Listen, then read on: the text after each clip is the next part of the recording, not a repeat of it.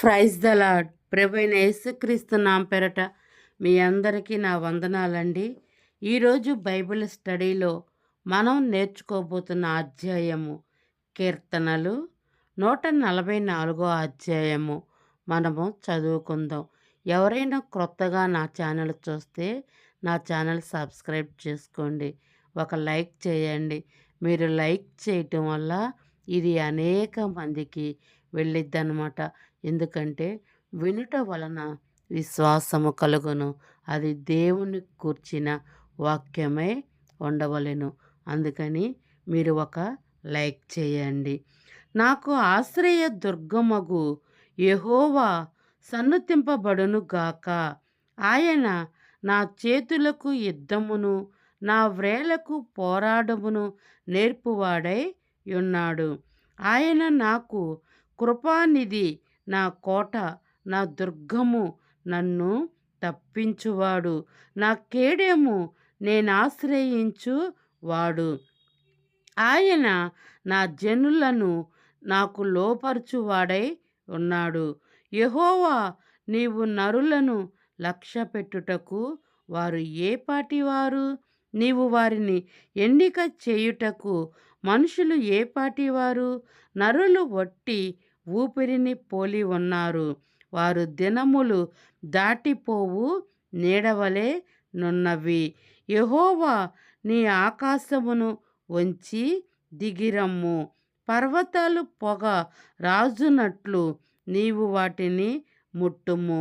మెరుపులు మెరిపించి వారిని చెదరగొట్టుము. నీ బాణములు వేసి వారిని వడగొట్టుము. పైనుండి నీ చెయ్యి చాచి నన్ను తప్పింపుము. మహాజలములలో నుండి, అన్యుల చేతిలో నుండి నన్ను విడిపింపుము. వారి నోరు వట్టి మాటలాడుచున్నది. వారి కుడి చెయ్యి అబద్ధముతో కూడి ఉన్నది. దేవా, నిన్ను గూర్చి నేనొక కొత్త కీర్తన పాడెదను. 10 తంతుల సితారతో నిన్ను కీర్తించెదను. నీవే రాజులకు విజయము దయచేయువాడవు. దుష్టుల ఖడ్గము నుండి నీవు నీ సేవకుడైన దావీదును తప్పించువాడివి. నన్ను తప్పింపుము. అన్యుల చేతిలో నుండి నన్ను విడిపింపుము. వారి నోరు వట్టి మాటలాడుచున్నది. వారి కుడి చెయ్యి అబద్ధముతో కూడి ఉన్నది. వారి కుమారులు తమ యవ్వన కాలమందు ఎదిగిన మొక్కవలే ఉన్నారు. వారి కుమార్తెలు నగరనకై చెక్కిన మూల కంబము వలె ఉన్నారు. మా కొట్లు నింపబడి పలు విధములైన ద్రవ్యములకు నిధులుగా ఉన్నవి. మా గొర్రెలు 1000 కొలదిగాను 10,000 కొలదిగాను మా గడ్డి బేలలో పిల్లలు వేయుచున్నవి. మా ఎడ్లు గొప్ప బరువులు మోయగలవి. మా వీధులలో చొరబడుటకైనను ఉరుకులెత్తుటకైనను లేదు. వాటిల్లో శ్రమగల మొర వినబడుటైనను లేదు. ఇట్టి స్థితి గలవారు ధన్యులు.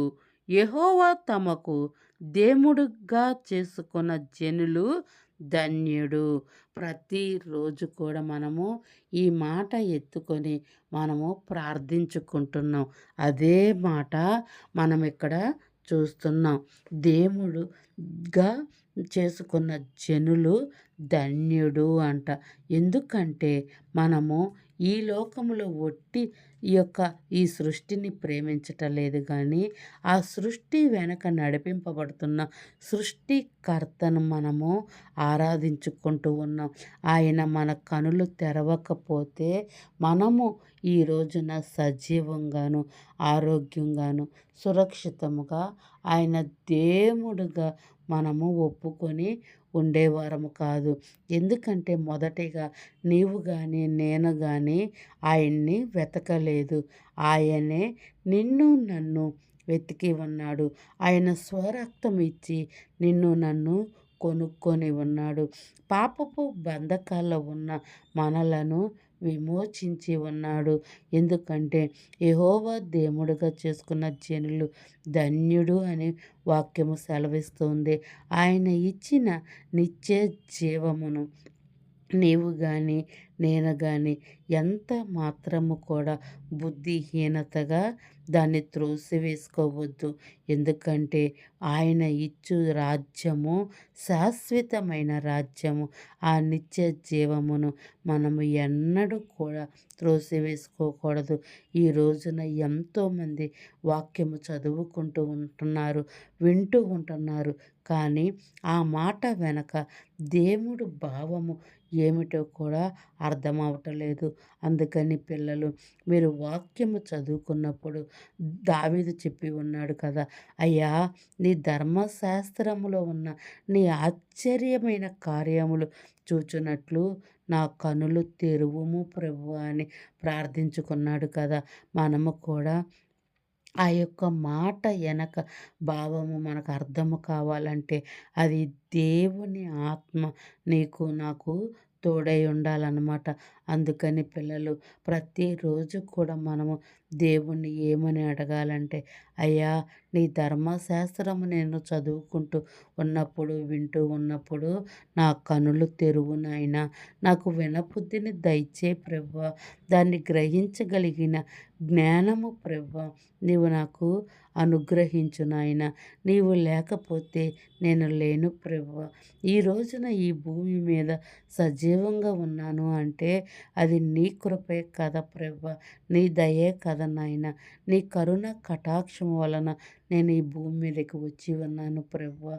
మరలా నాయన నీ యొద్దకు వచ్చేంతవరకు నీకు ఇష్టమైన జీవితం నేను జీవించులాగున నీవు నాకు నేర్పించు ప్రభువా అని మనము ప్రార్థించుకోవాలి. ఎందుకంటే ఈ లోకంలో మీరు ఏవి పోగొట్టుకున్నా పర్వాలేదు కానీ నిత్య జీవమిచ్చు దేవుడనను మాత్రం ఎన్నడూ కూడా పోగొట్టుకోవద్దు. ధనవంతుడు బాల్య దినము నుంచి కూడా దేవుణ్ణి వెంబడించి ఉన్నాడంట. ఆయన ఆజ్ఞలో ప్రతీదీ కూడా పాటించి ఉన్నాడంట. అందుకని ఒక్క విషయంలో అతను నిత్య జీవాన్ని కోల్పోయి ఉన్నాడు.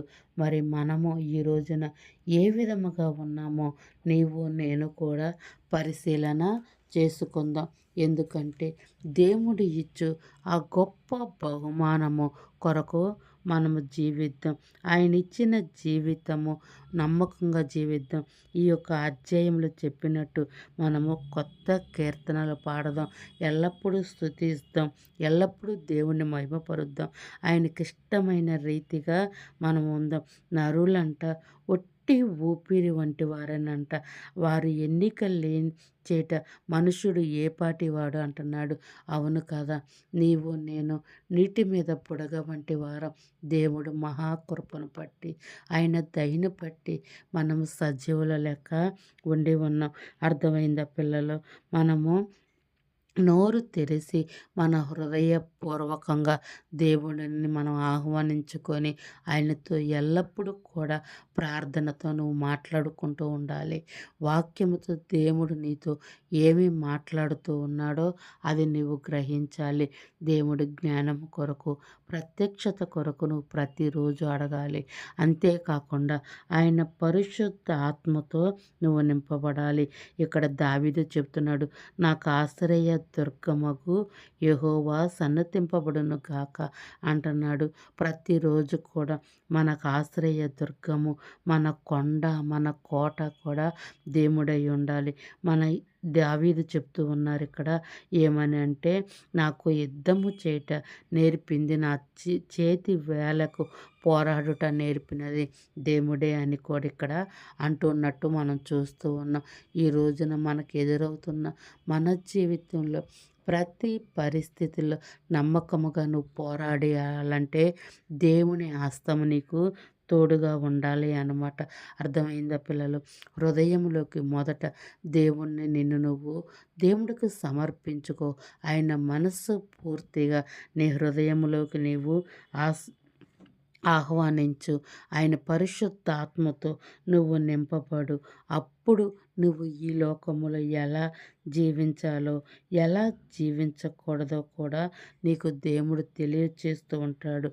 అప్పుడు నువ్వు నూతన జన్మ పొందినప్పుడు ఆయనతో సహవాసము చెయ్యకుండా నువ్వు ఎంత మాత్రము కూడా నీవు ఉండలేవన్నమాట.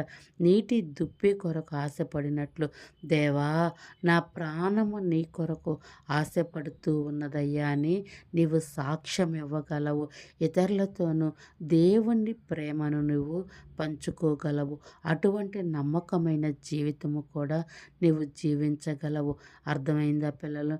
ఈ లోకములో ఉన్న వాటి కొరకు మన పరుగులు వద్దు గాని, ఏది శాశ్వతమైనదో దాని కొరకు నీవు నేను పరుగు పెడదాం. అర్థమైందా దీని మాటలు? గ్రహించారా? దేవుణ్ణి మన ఆశ్రయ దుర్గముగా, మన కేడెముగా, మన కొండగా, మన కోటగా ఆయన మనం చేసుకుందుము గాక. గాడ్ బ్లెస్ యూ పిల్లలు. God bless you.